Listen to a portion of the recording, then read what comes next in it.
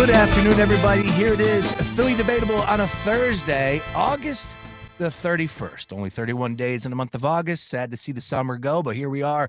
Labor Day, just a day away. Jon Jansen, Sean Brace. John, you ready to debate the topics that everybody in Philadelphia is discussing at this moment in time? Sad to see the summer go. No. Bring on the pumpkin spice, fall, and sports. I'm ready for it, Brace. I'm ready for it. I'm ready. I can feel the fall chill in the air. Give me it, Brace. Not there just yet. You're right, though. It's a little chilly this morning. All right, question number one, Philly Debatable here, August the 31st on a Thursday before Labor Day. Sean Brace, Jon Jansen, and, well, not exactly chilly down there at Citizens Bank Park. The Phillies are red hot, in my opinion, just hitting 59 home runs in the month of August, setting the record in the National League for the most home runs by a team in a month. A little bit behind the New York Yankees in 2019 when they hit 74 bombs. How do you hit 74? Aaron Judge. That's how you do it. That helps. Yeah. But let's go ahead and discuss the Phillies right now because you got September baseball right around the corner. So, Jon Jansen, question one over to you. Phillies heading into Labor Day. How are we feeling? I feel great about them. I think the one concern you can have is bullpen, but bullpen's going to get rest. And help is on the way there. Because Alvarado has been pitching. Dominguez is finally starting to pitch a little bit more. But Craig Kimbrell is about to pitch maybe the most innings he's had since he was with the Red Sox all those years ago. So this has been a while that Kimbrell has seen this type of work, this amount of work, and this amount of pressure in his work as well, being in the closer situation. So I think if there's any concern there, I think it all goes away when in September, it's going to be a little bit more of some of the guys deeper in your bullpen, some rest for guys like Craig Kimbrell, and that's going to work itself out, and they're going to be healthy and fresh heading into the playoffs. But the one thing I needed to see was offense, and you just mentioned the number. It was home runs. The power surge needed to come if this team was ever going to compete with the Braves and Dodgers, and the power surge came in a big way, breaking the record, obviously, for the Phillies and for the franchise. So I think that's great to see. So, yeah, to me, I think going into Labor Day weekend, they're in a fantastic position with the wild card. They're probably going to lock in that number one spot very soon. But I feel absolutely phenomenal about the spot the Phillies are in and the things I'm seeing and the players I'm seeing it from. The great James Brown once said, I feel good. Hey, I feel great. That's what it's all about. Of course, this team is well on the way to going there over on the win total as far as the season is concerned. So if you're going to tell me that. Did you think you were going to say that in June, Sean, by the way? I always believed impressive. that it would have been right around that number. Now I'm leaning towards they're going to go over, and we'll get into the reasons why. But this month, you just hit on the home runs, and of course, that's got to make you a big believer in the fact that this team can make an unbelievable run to another World Series appearance just because they're hitting a long ball, protecting the bank. I know that they won't have home field throughout, but still, you go to Atlanta, steal a game, bring it back. We were there yesterday where Harper hit his 300th. That was a playoff vibe on August the 30th. With a 1 p.m. start time. Yes, it had big game vibes down at Citizens Bank Park. They are ready for battle for upcoming this September. So they're 74-59 right now as we speak.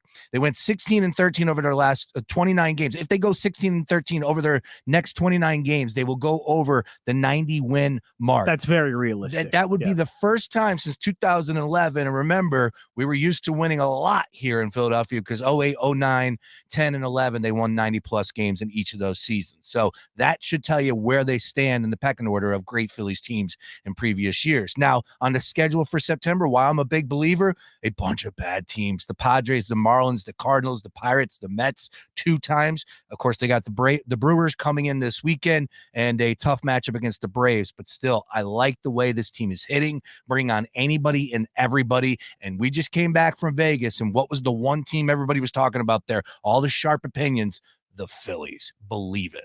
Yeah, a couple of teams in this area in 2 different sports, but a couple of teams in this area being talked about a lot in Vegas. Philly's certainly one of them, and it's hard not to believe when the lineups look the way it has, especially Bryce Harper. This is the Bryce Harper that looked like the guy that carried the Phillies to the World Series last year. We're starting to see that play again from him. All right, on to the next one. Let's change up the sports, and let's head to college football. Thursday night lights. We are so bad. Yeah, let's We go. are so bad. We're here, baby. We are here with a big-time matchup. Question number 2, Philly Debatable, Florida and Utah this evening, taking place at Utah.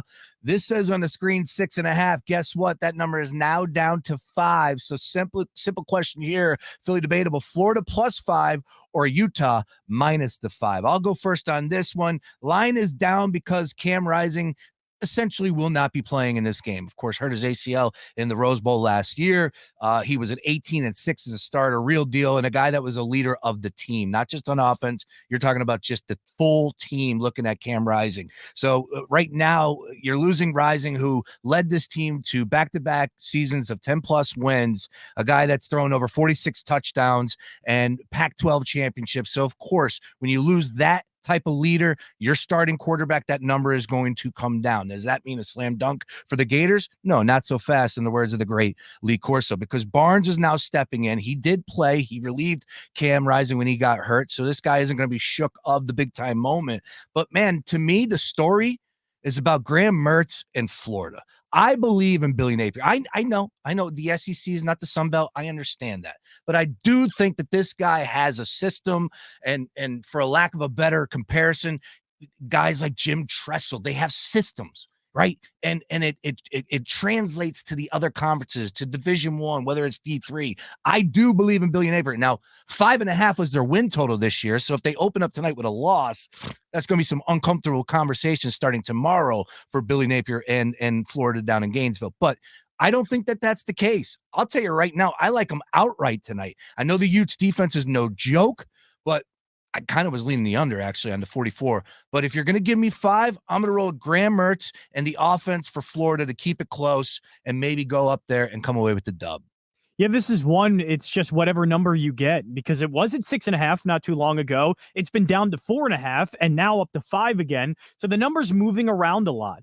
And Utah, to me, physically is going to be one of the best defenses up front, and especially offense as well, in all of college football. But you look on the other side with Florida, they can match that. Maybe not right now. We see that because it's some guys that haven't started before, guys that are going to get some playing time that haven't yet. But you look at the size up front, Florida always recruits well when it comes to offensive defensive lines. They're going to get the big boys. They're going to get the talent.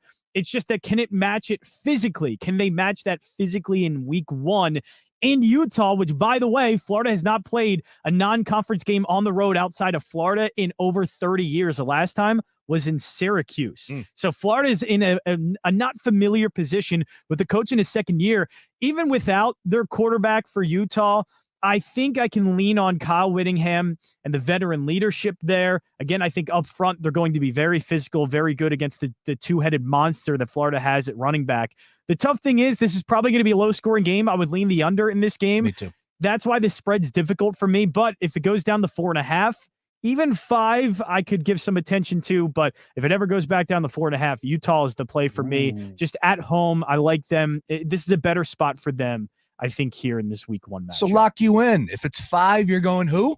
I'll go with Utah still. I'll go with Utah. It does get, I mean, we're having tougher conversations. 6.5.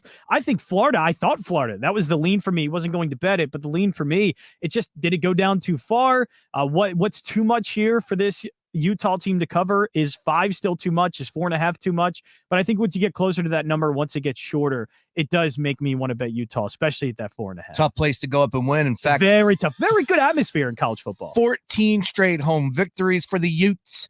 They were 6-0 straight up, 5-1 ATS at home last season. Just to let you know, Billy Napier, though, as a dog last year, 5-1 ATS.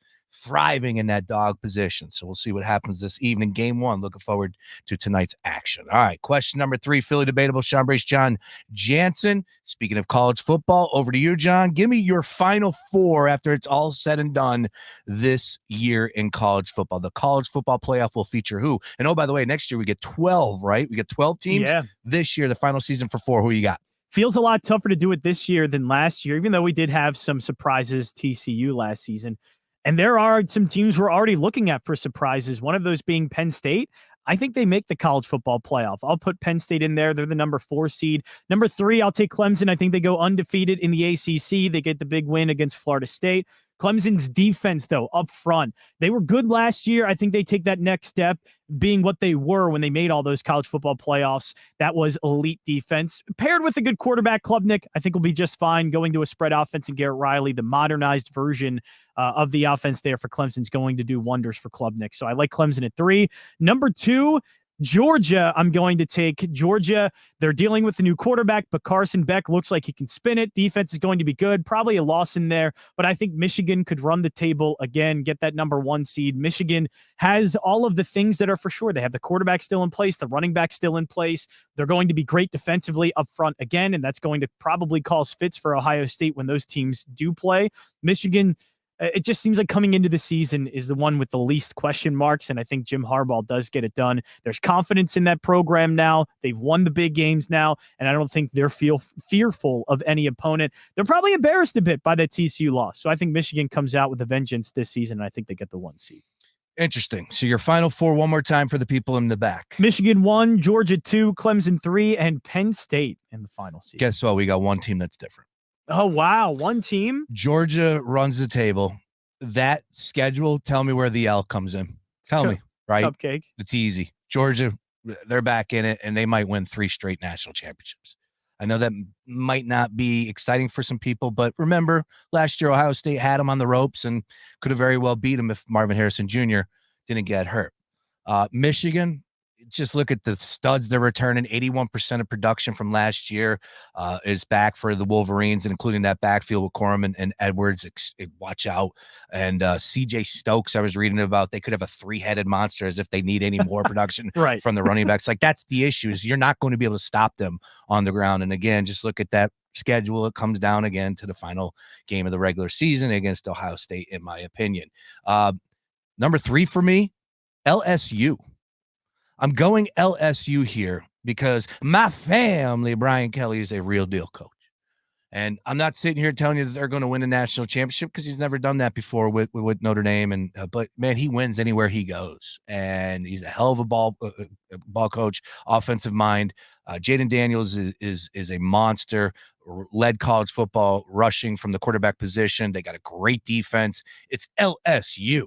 Home field advantage is real. I think Nick Saban did an interview the other day where he said it's the most difficult play. Actually, it was Urban Meyer, excuse me. Hands down, the most difficult environment to go in and get a victory is at Death Valley at LSU. Final for me is Clemson. But here's the caveat. You know me, I always straddle. I can go Notre Dame here. Oh, Notre Dame. But I'm going to say this. Whoever wins that game between Clemson and Notre Dame, that will be my 4th. If that's fair right now, I will tell you I'm taking Clemson. All the things you laid out, their schedule, it's easy except for that game against Notre Dame. Now, we'll find out how good Notre Dame is. They beat up on a bad Navy team. Simple as that. That's 2 for Clemson. They will have Florida State, which is a great ACC game. That's going to determine the conference. Everyone's been telling me Florida State's been great for the last few years. Where has it been? I get that this year is going to be different, right? It should be another year. The returning players that they have, I understand all that, but I got them losing week 1 to LSU. What happens then? It's one of my bets for this week, by the way.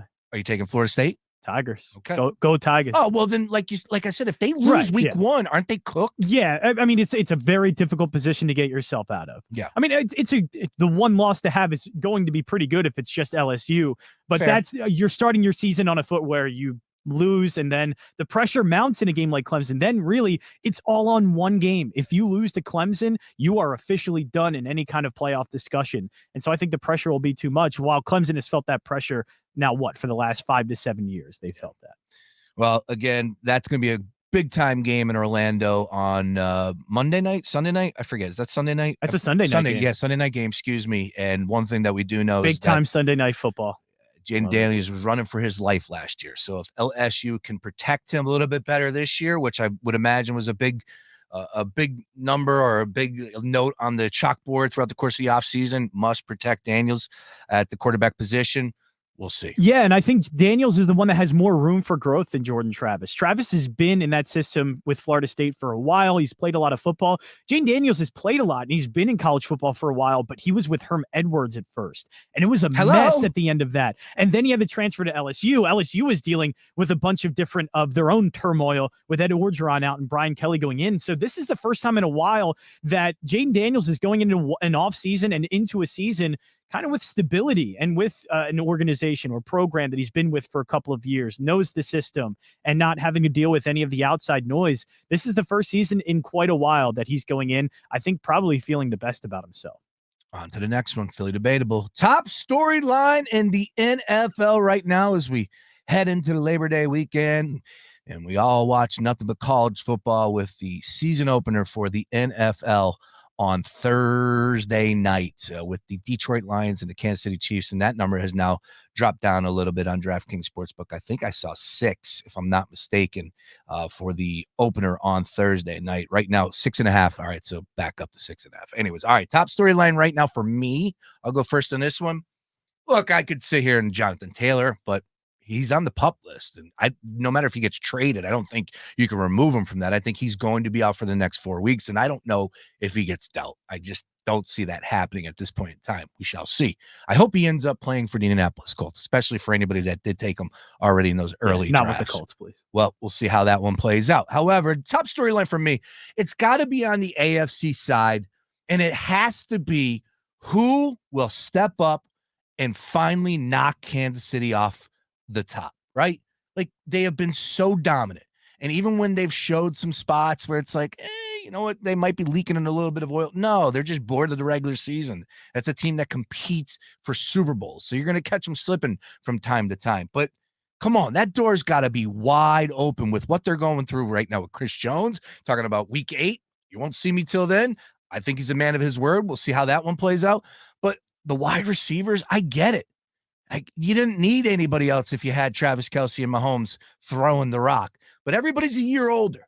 And Travis Kelce's production was through the roof last year. And I just don't see how he's going to top that. So I expect him to take a step back. And maybe, just maybe, Tony isn't as good as advertised. Some of these rookies that they get in the mix aren't as good as advertised. Mahomes will still make plays, but they have to lose some football games. Can it be the Chargers? Can it be the Jets? Can it be a team that we're not discussing at this point in time? Anybody, please step up and knock Kansas City off so they're not representing the AFC in the Super Bowl. That's all I'm looking for. I know Cincinnati did it 2 years ago, but come on. It was still the Cincinnati Bengals and the Kansas City Chiefs, and the Chiefs ended up choking that in the second half. I need to see some new blood in the AFC side. That's for me. Yeah, the NFC side, I think you could say the big storyline is who steps up to compete with the Eagles in San Francisco. And even with San Francisco, is their quarterback position going to be good enough? But I think you kind of hit it on at first. It's Jonathan Taylor is the biggest storyline. I know he's going to be out for 4 weeks, but we saw Christian McCaffrey get traded middle of the season from Carolina to San Francisco. San Francisco doesn't get to a Super Bowl without Christian McCaffrey. They didn't get to a Super Bowl because Brock Purdy was playing well. They got to the Super Bowl because Christian McCaffrey was the best player in the NFL when he got traded to San Francisco all the way to the NFC Championship game.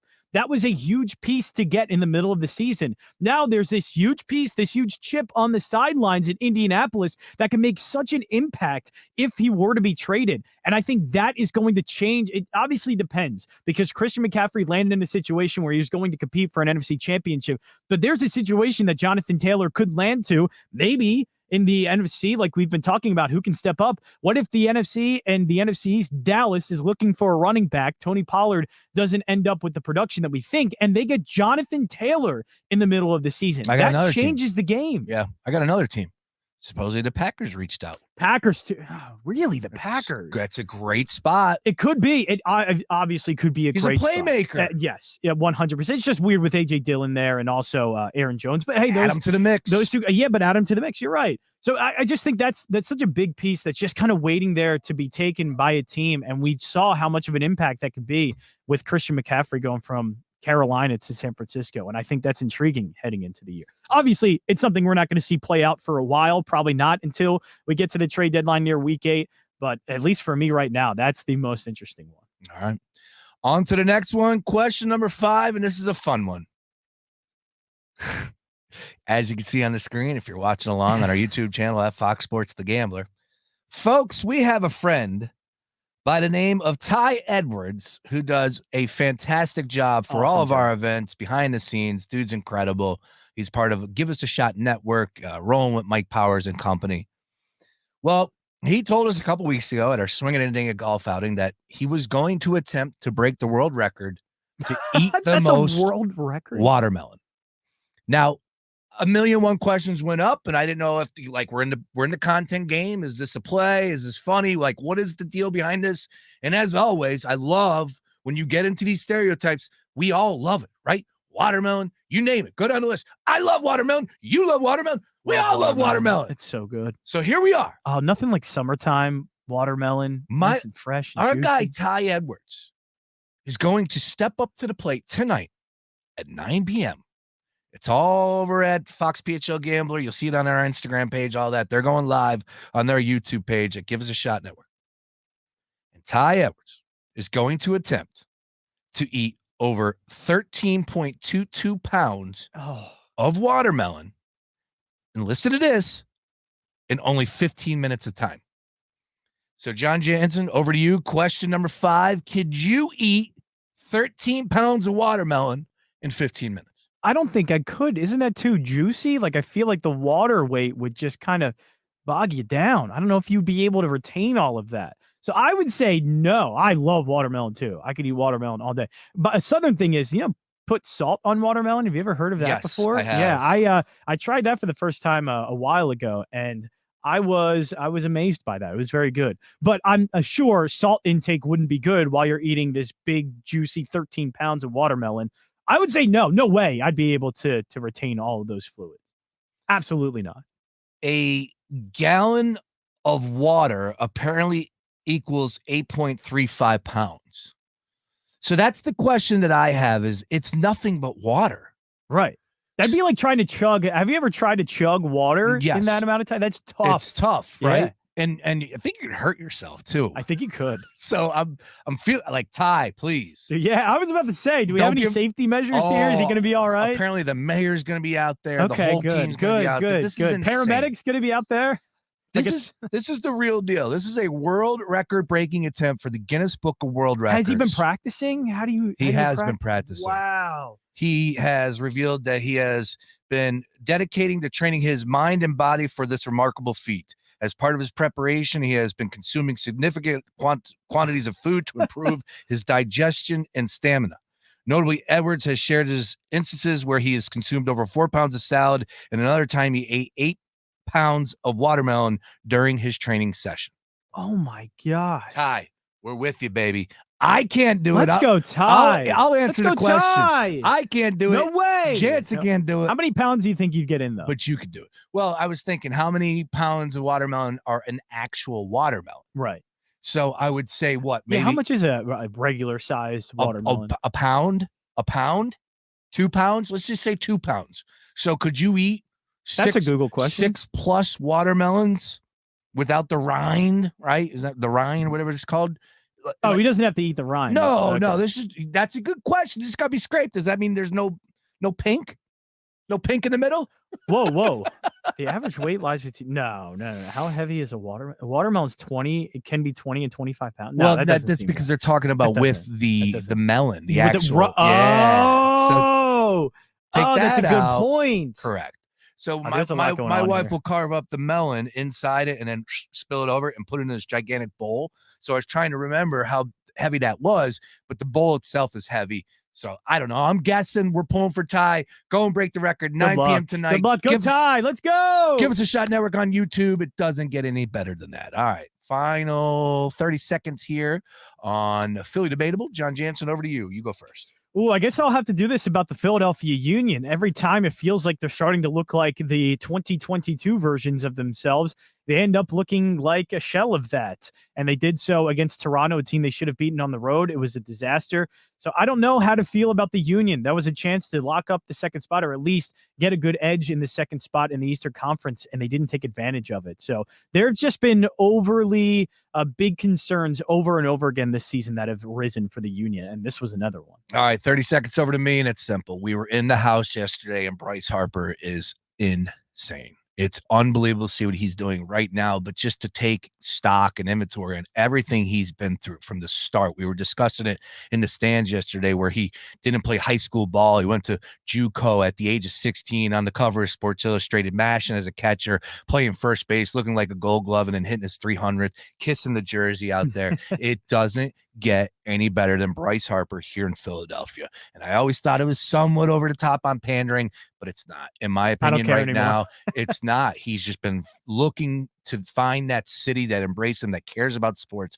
like we do here in Philadelphia. There's no better fit, no better match than Bryce Harper in the city of Philadelphia. Now, we'll say that now. We'll see what happens 2 years from now if this team is struggling. You know how that works. Yeah, what, the 13th year of that contract? How are we going to feel? Build him a statue right now and nobody says a word. Nobody says a word.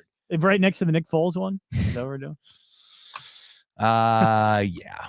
Anyways, be sure to subscribe to our YouTube channel once again at Fox Sports The Gambler, and as always on socials at Fox PHL Gambler. And we will be live on the Daily Ticket Monday through Friday, 3 to 6 p.m. Some things will be changing once football season comes around. We're going to be doing a lot of live remotes down on Main Street. My friends with MyPhilly.house. We're going to be at a casino near you pretty soon with a lot of Sunday conversation, Sunday content coming your way. As always, subscribe to our YouTube channel and on our socials to stay up with everything that's happened with us on The Gambler. For Jon Jansen, I'm Sean Brace. Everybody have a great Labor Day. Go Phils. Take care of business against the Brew Crew. And we'll talk to you next week for the NFL. Let's go.